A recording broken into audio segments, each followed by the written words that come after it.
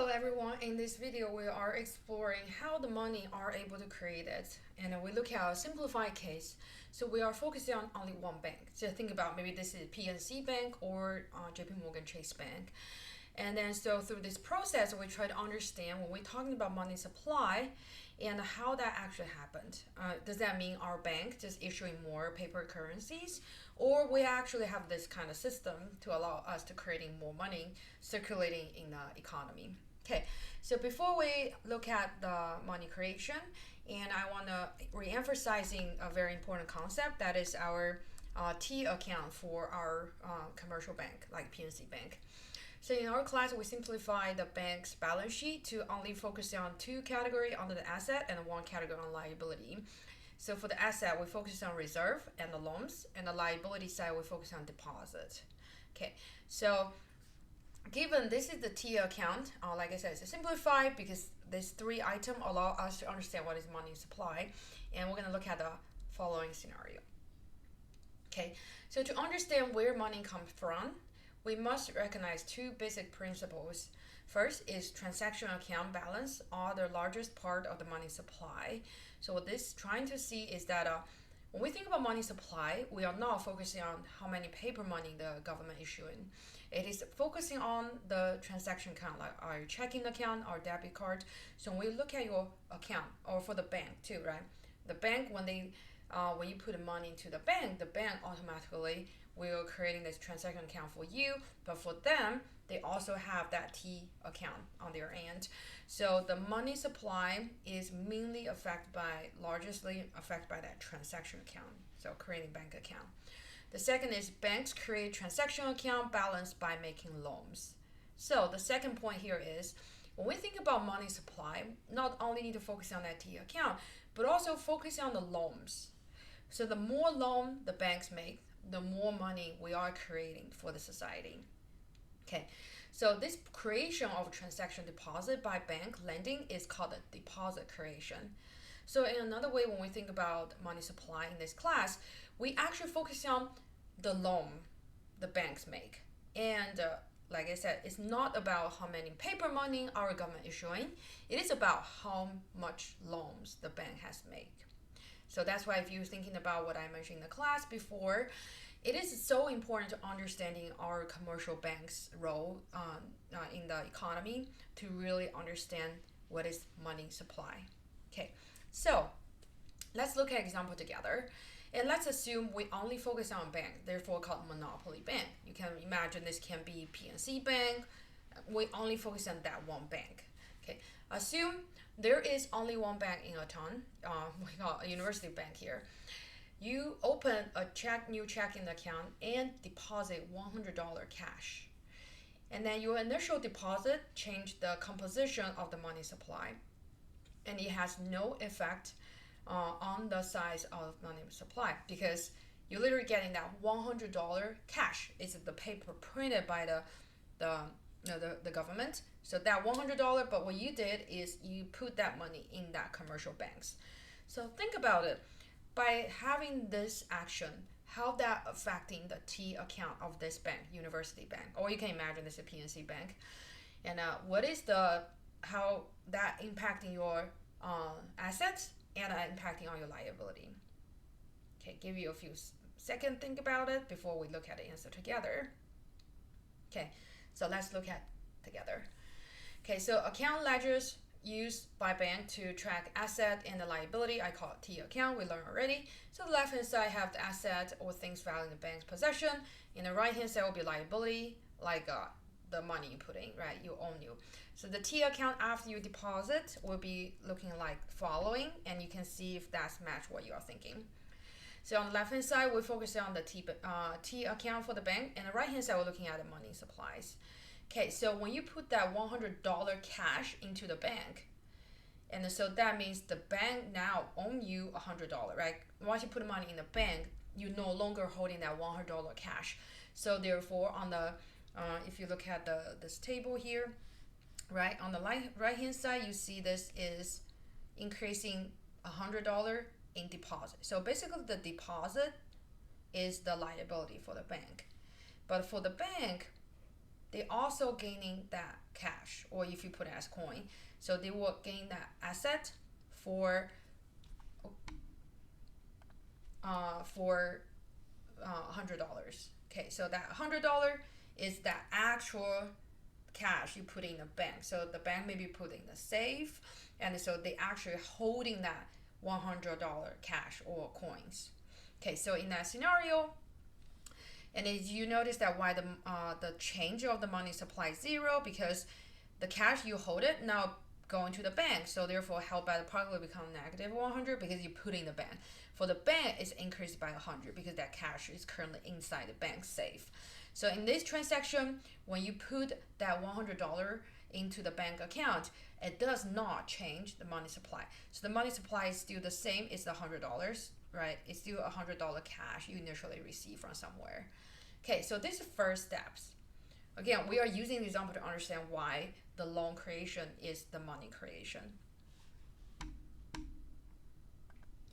Okay, now let's look at what's going to happen in the next step.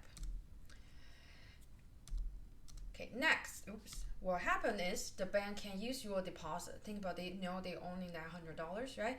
So then they can start making the loan and then to earn interest. That's how the bank make money, right? So they're making money by lending your money out and then earning that interest.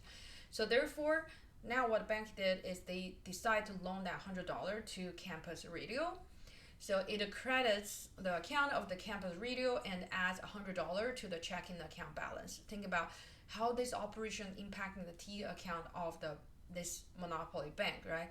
So now not only they still holding your $100 cash, but also they are making a loan to the radio, Campus Radio. So that become the loan on the asset side. And on the right hand side, like I said, initially, they are owning you that $100, give you that checking account, right? But they're also creating this account for the radio, Campus Radio. So for Campus Radio, they also gonna sit in $100 Campus Radio account. So some students sometimes get confused here. Hey, they owe me $100 because I lending them $100, but keep in mind that the radio campus haven't used that $100 yet, right? That $100 gonna sitting in their checking account, although it's a loan, but also it is their checking account. So therefore, when you put that entry in the T account for the bank side, right, as you notice that, and the bank are creating a $100 loan, given they know they are holding you a $100 coin, and on this digital platform, they give them a checking account. In that checking account, we'll have $100. Again, for the balance sheet, it always has to be balanced, right? For you, if like, hey, if I add $100 here, you must add another $100 on the right-hand side as well. But here, they're representing that the checking account, the Campus Radio opened from this bank, that $100 is coming from the loan they borrow from the bank. Okay, so if you think about current situation, right? So the bank still holding you $100 cash, but besides that, they are able to creating more money by lending the money out to the Campus Radio. If you look at asset side, so instead of that $100, you end up with $200 asset owning by the bank. So how this operation changing the money supply? Remember, initially when you deposit that $100 cash, it does not changing money supply because you just moving the money from the from the public to the bank, right? But now it's different. After you creating a loan, the public still no change, right? So they still not using this $100 cash. Yeah, they didn't withdraw the money, so the money is still sitting in the bank account. So therefore, for the transaction deposit at the bank actually increased that $100. So therefore, thinking about the changes of the money supply. So by making that $100 loan, you're actually creating this extra $100 to the nation, to this country, right? So the key takeaway here is that the bank asset increased from $0 to $200, and the new loan increased the money supply. But for the bank reserve, it's still the same, right? The bank reserve still gonna be $100 coin. Okay, so what I want to emphasize here is that when we're thinking about the money supply, so how much more money we created, you need to focus on the total amount of loan the bank make. So it's, for instance, if the bank total make a $200 ohms, then the money supply change, again focusing on the changes, will be the $300. And so the total money supply will actually equal to your initial deposit and then plus the total amount of loan. So making loans allow us to increasing the money supply. Okay, so back to the initial question, right? I said, hey, when we're talking about money supply, increasing money supply, does that mean our Federal Reserve has to issue more paper monies? So as you can see here, is the answer is no. So the money creation is due to the bank are creating those loans, and those loans is gonna be, again, on the digital form, right? They're creating that balance sheet in the cloud or somewhere in the computer. So they have that entry keeping in their T account. That's how they are tracing where the money goes. But the actual money, like we talk about the physical money in this scenario, only have $100, never change. So that is the initial money issued by the bank, Federal Reserve, right? Federal Reserve does initially issue that $100 cash, but through this banking system, we are able to creating more money supply by making more loans. Okay, now you know the importance of having this commercial bank existing in a nation, right? Having the commercial bank allow the government to creating more and more and more and more money. Okay, so we can continue the story because of course, how about somebody want to withdraw money, right? So again, this do not changing the money supply until the bank start making more loans. Okay, let's continue this story. So let's say the campus radio, since they had that $100 cash in their checking account, so they decide to spend that $100 on a new antenna from Atlas Antenna and they write them a check. Okay, so that money will leave that bank going to the Atlas Antenna's checking account. So Atlas Antenna deposit the check in its own checking account at the bank. So, and then Atlas Antenna can write a check and use a debit card if it later wants to spend money. Okay, so we adding more scenario here. The question is, after including this Atlas Antenna, do we increasing more money supply at this point beside that initial $100? So the answer is no, because the bank where the antenna is write the money or going to spend money, for the bank that antenna open account, they didn't make more loans. So if we don't make more loans, that means we are not creating more monies. Okay, so therefore, so the bank reserve stayed the same, still about that $100 coin or $100 cash. But and then you and the Atlas Antenna each have $100 in your checking account. So that's how I said during this whole story, we totally created additional $100 besides the initial $100 cash, right? Because during this whole process, the bank only make one loan. That is the lending the money to Campus Radio. So that loan, $100, that is the additional money supply we created through this scenario. Okay,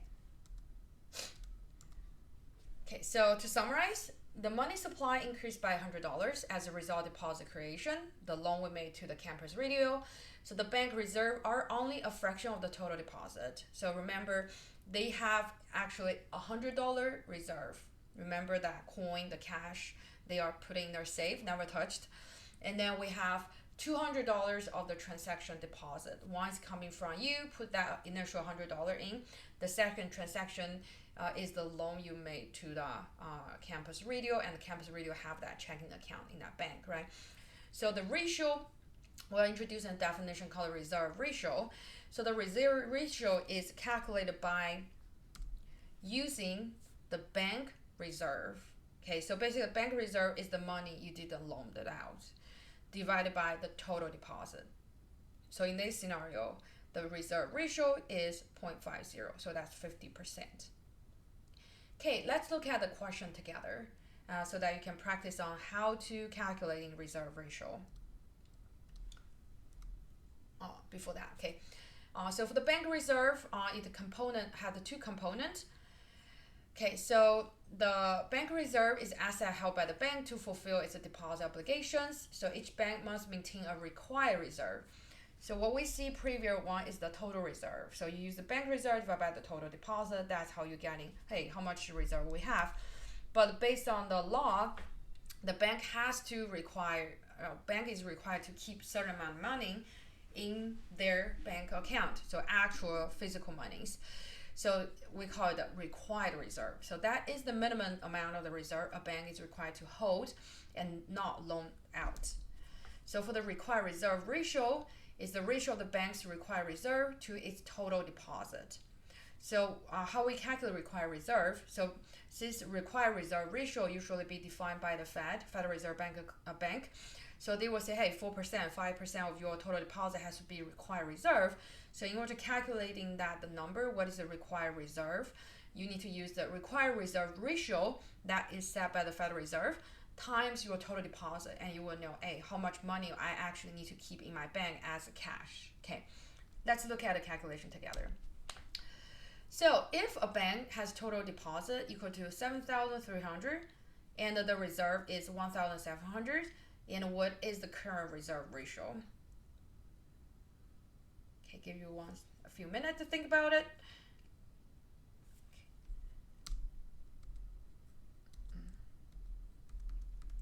Okay, so to answer this question, and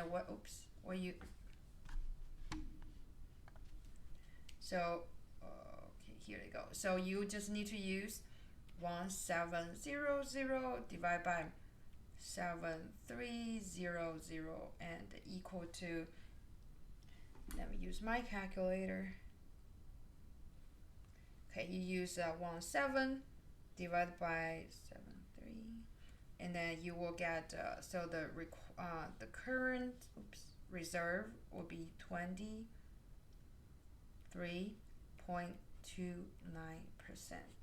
Okay, so I'm using the reserve divided by the total deposit. That will give me the required reserve, give me the current reserve ratio. Okay, so the reason we are not calculating the required reserve, because required reserve ratio is being defined by the Federal Reserve, so we don't need to calculate it. So sometimes the bank will opt in to reserve more money because they want to be a little bit safer. Okay, so now let's focus on this required reserve and total reserve. So we have an equation we're going to look at. Since the bank must set aside some of its deposit to satisfy its required reserve, it can make loans only on the remainder, called excessive reserve. So the bank reserve in excessive of the required reserve. So you need to remember this formula. So basically you need to use the total reserve minus the required reserve. So the required reserve is the amount you calculate based on the required reserve ratio. So that will give you the excessive reserve. Okay, this is this relationship. Total reserve minus the required reserve, you will receive excessive reserve. Okay, a minimum reserve requirement directly limits the deposit creation, lending, and the possibility. So that means if the Fed are changing the required reserve requirements, that ratio, right? You can imagine they are manipulating the system to allow the bank lending more money or lending less money. As we learn, if the bank can lending more money, they're creating more loans, creating more money. So this is just hinting what we're going to learn in chapter 15 about monetary policy, right? So one way the Fed can control the money supply is by setting up or changing the required reserve ratio so that the bank can lending more money or lending less money. Okay, so we're going to learn more in chapter 15. But here, let's just focus on make sure everybody understand how to do those math calculation related to the reserve, required reserve, filling that the T account for the commercial bank. Okay, now let's work on 4 practice questions that will help you to better understanding the formula we just learned. But before we continue looking at these 4 questions, I want to refresh the formula we went through so far in this video, okay? So the formula we'll go through, including the following. Okay, so the first formula we notice, let me go down here. Okay, so the first formula is what is called reserve ratio. So the reserve ratio is use bank total reserve divided by the total deposit. That will give you the value for the reserve ratio. In another way, if you use the reserve ratio times the total deposit, you will be able to get the bank reserve value. Okay, so this is first equation.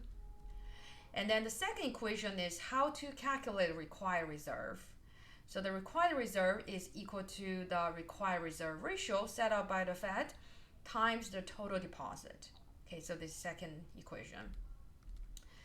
And then the third equation here is you need to know that the total reserve here, right, is equal to the excessive reserve plus the required reserve. Or in another way, excessive reserve equal to the total reserve minus the required reserve. And there's one more information you might not pay attention, and I want to emphasize again.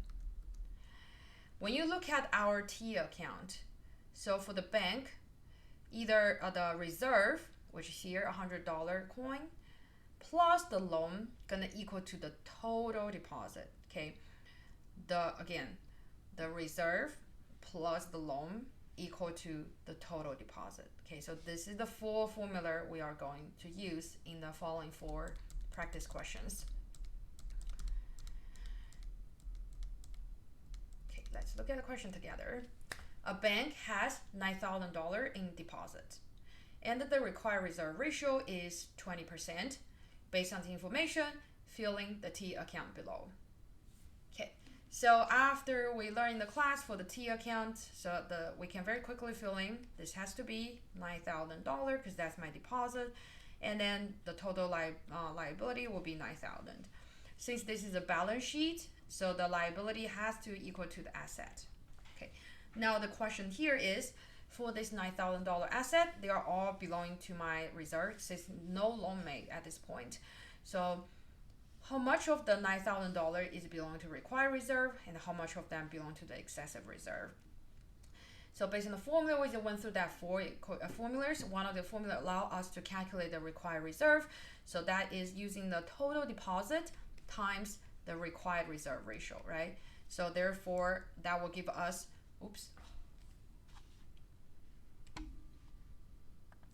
$1,800. Okay, $1,800. You are using 9,000 times 20%. So then for the excessive reserve, since the required reserve plus excessive reserve give us the total reserve, right? So the total reserve is equal to my total asset here because we don't have any loan made it. So therefore, excessive reserve will equal to the total reserve here is 9,000 minus $1,800, and that will give you 7,200. Okay. So this is the answer for this question. So it's very obvious. Okay, now for the second question, it will be a little bit challenge, and I want you to pause the video and so you can look at the question, figure out the answer before you look at it. Before you look at my explanation here. Okay, if you withdraw $1,000 from your checking account and the required reserve ratio is 20%, then how total deposit, required reserve, and excessive reserve change? Please pause the video, try to answer the question by yourself before you look at the answer. Okay, so since it's withdrawing 1,000, so your deposit, the liability here will be decreased by 1,000 directly. So therefore, your total liability also going to be decreased by 1,000. Since it's a balance sheet, the total asset here is also need to be decreased by 1,000. So the question is, among this 1,000, how much going to be for required reserve, how much going to be the excessive reserve? So that will be determined by this required reserve ratio set up by the Fed. So since it's 20,000, so therefore the required reserve here will be decreased by $1,000 times 20%. And then that will give you $800,000, right? $800. And for the excessive reserve, that would be equal to the decrease by, since it's 1,000, right? Minus whatever the required reserve here, the 200, and that will give you 800, right? So therefore, the required reserve will decrease by 200, the excessive reserve will decrease by 800, but your total deposit is decreasing by 1,000 because the required reserve plus excessive reserve equal to your deposit when we don't have any loan made. Okay, and hopefully you get the same answer as I'm showing you here. Okay, the next practice question. If a bank has total deposit of 1 million and a reserve of 400,000, what is the current percentage of deposit held in reserve? And the second question is, what percentage of the deposit are currently loaned out. So as you notice that I want you to pause a little bit before you watch the rest of the video, because I will share how you answer this question. So you can think about by yourself, see if you can get the same answer as I'm gonna show you soon. Okay, so for this question, we have a total deposit of 1 million. So it's a good idea actually start to write it down in your TIA account. So if the question does not have this TIA account layout for you, it is a good, this is plus. So it's a good idea to creating the TIA account by yourself. Since the deposit equal to your liability, so both are 1 million, and then since it's a balance sheet, so the asset has to equal to the liability. Okay, so this is gonna be 1 million. Now the question is, for this 1 million, how much gonna be the reserve, how much gonna be the loan, right? And as you notice that for this question, I did not list the required reserve and excessive reserve, is because if I go back here, so the reserve, which we also call total reserve, is equal to the required reserve plus excessive reserve. And since this question we currently working on is not try to focus on understanding required and excessive reserve, so we only give you this total reserve.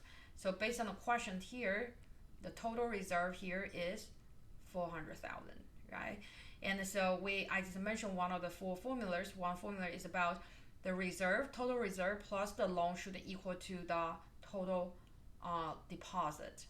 So therefore the loan here, the value, since the reserve is 400, the loan will be the rest of the $1 million, right? So that would be 600,000, because that you're using this 1 million minus 400,000, you get 600,000. Okay, now we can start to calculating these two ratio.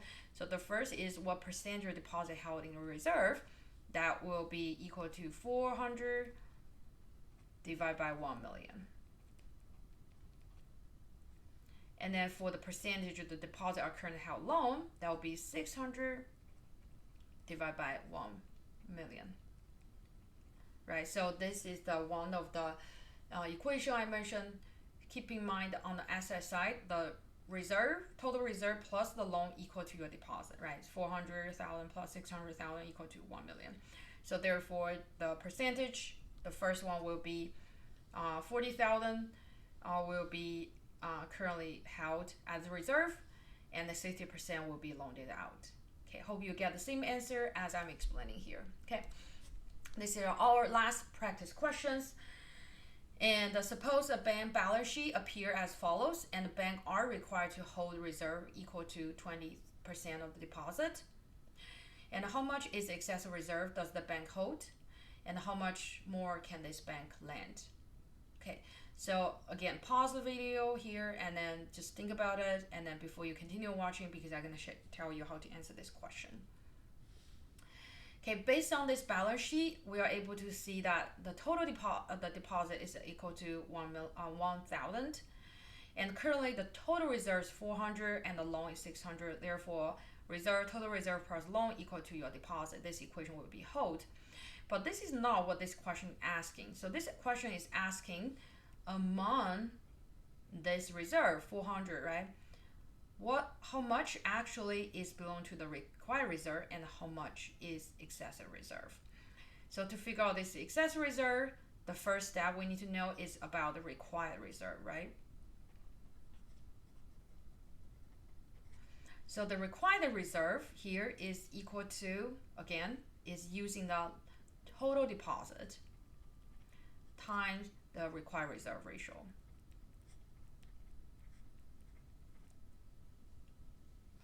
So basically, the required reserve is equal to $200. So that is the amount of money you have to keep in your bank because it's required by the Fed, by the government. So therefore, this excessive reserve we try to figure out here, right? Excessive reserve will equal to what you currently have. This is your total reserve minus the required, and then give you 200.